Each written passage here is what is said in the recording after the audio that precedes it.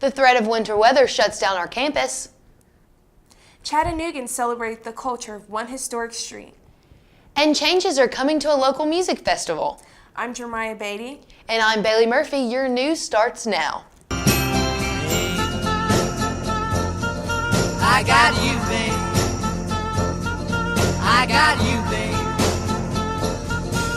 They say our love won't pay the rent. UTC Police investigate theft from a campus dorm room. A student resident discovered the burglary Monday at his apartment at DeCosimo Apartments. Investigators say sometime between noon on Saturday and 1 p.m. on Monday, clothing and jewelry were taken. Police could not find any signs of forced entry. Call UTC Police at 425-4357 if you have any information on this crime. Meanwhile, investigators are trying to determine what caused this car fire on campus. It happened Thursday on University Street near the University Place dorms. No one was injured, but the car is judged a total loss. UTC students regularly overlook one of our university's most helpful services. From 3 to 4:30 in the afternoon every week this semester, the University Career Services offers Workshop Wednesdays in room 207 of the library. All students and alumni can drop in free of charge to learn more about the Handshake Network, resumes, interviews, and social media. The Career Services are also hosting a networking event titled People Talking to Each Other next Thursday, February the 7th from 5 to 7 in the evening in the Chattanooga room of the UC. People from all over Chattanooga came out to listen to and celebrate the culture of the historic East 9th Street. Now called Martin Luther King Boulevard, East 9th Street was home to Chattanooga's African American population and culture. The Big Nine podcast shine a light on the culture that shaped this part of the city. I think the biggest thing is just to educate people and make people aware of the rich history and rich culture, and just like hearing that story just was so captivating.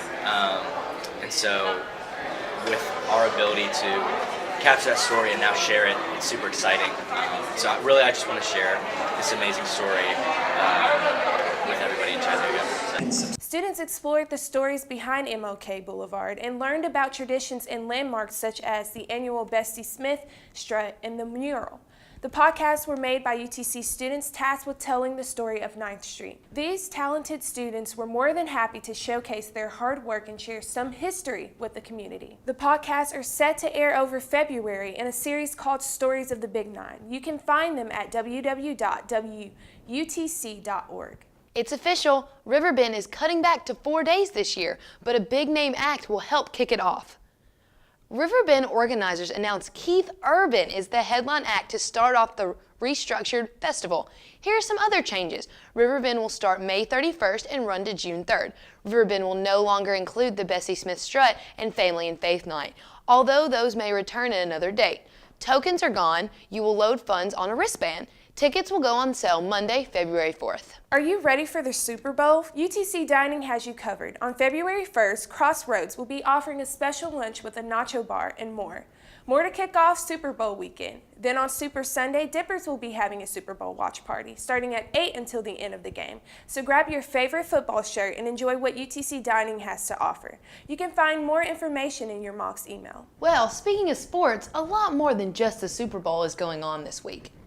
Let's take a look at how our Mocs have performed this week in the sports section with Madison Toon. Thanks, ladies. Our Mocs softball team has their first pitch next Friday in Kennesaw, Georgia.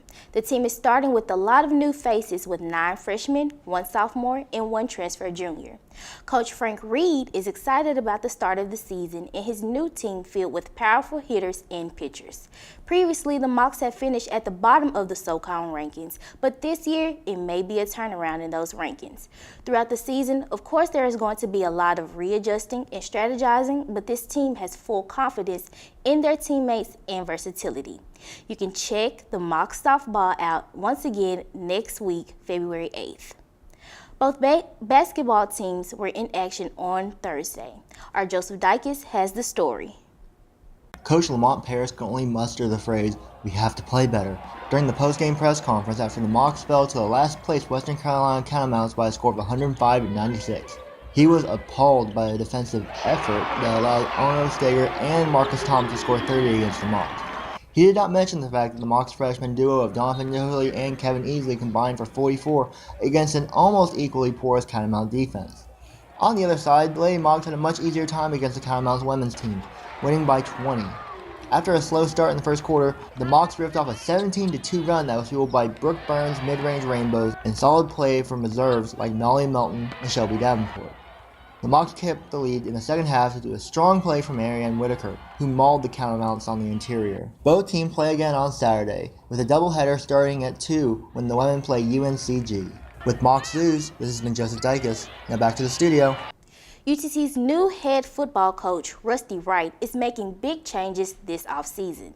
Earlier in the week, Coach Wright announced the return of Chris Malone as the Mocs' offensive line coach. Coach Malone played the same role under former UTC coach Russ Huseman. In other news, former UTC football player Keontae Davis will compete in this year's Super Bowl as a member of the New England Patriots. Davis was a two-time All-American at UTC. He was injured for the Patriots in last year's Super Bowl appearance against the Philadelphia Eagles. The two best teams in football will be in Atlanta this weekend. Our Bailey Biddle has a story. This Sunday is Super Bowl Sunday in the NFL. The New England Patriots will face off with the Los Angeles Rams in Super Bowl 53. This matchup will include two of the best offenses in the NFL, and they will face off in Mercedes-Benz Stadium in Atlanta. This matchup will include two of the best coaching minds in the NFL facing off, and Tom Brady will chase his 6th Super Bowl ring. I hope you got all your festivities ready for a big Super Bowl party because it's about to be action-packed. Most importantly, who do you got winning the Super Bowl? I'm Bailey Biddle with Mocs News. Back to the desk. All right, that is it for sports. Back to the news desk. This week's temperatures plunged to below -20 in certain areas of the country. Now, it didn't get quite that cold here in Chattanooga, but the thermometer consistently read below freezing in the Scenic City. It even snowed on Tuesday, prompting UTC to close down for the day. Temperatures continue to be frigid after Tuesday. Hopefully spring is on its way soon. Well, this Saturday is Groundhog's Day, so hopefully Puxatawny Phil will give us some good weather news. Until then, Stephen McAllister is here to give us the forecast for the weekend.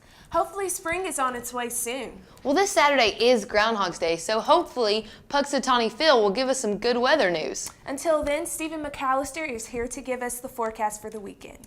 Hopefully spring is on its way soon. Well, this Saturday is Groundhog's Day, so hopefully Puxatawny Phil will give us some good weather news. Until then, Stephen McAllister is here to give us the forecast for the weekend.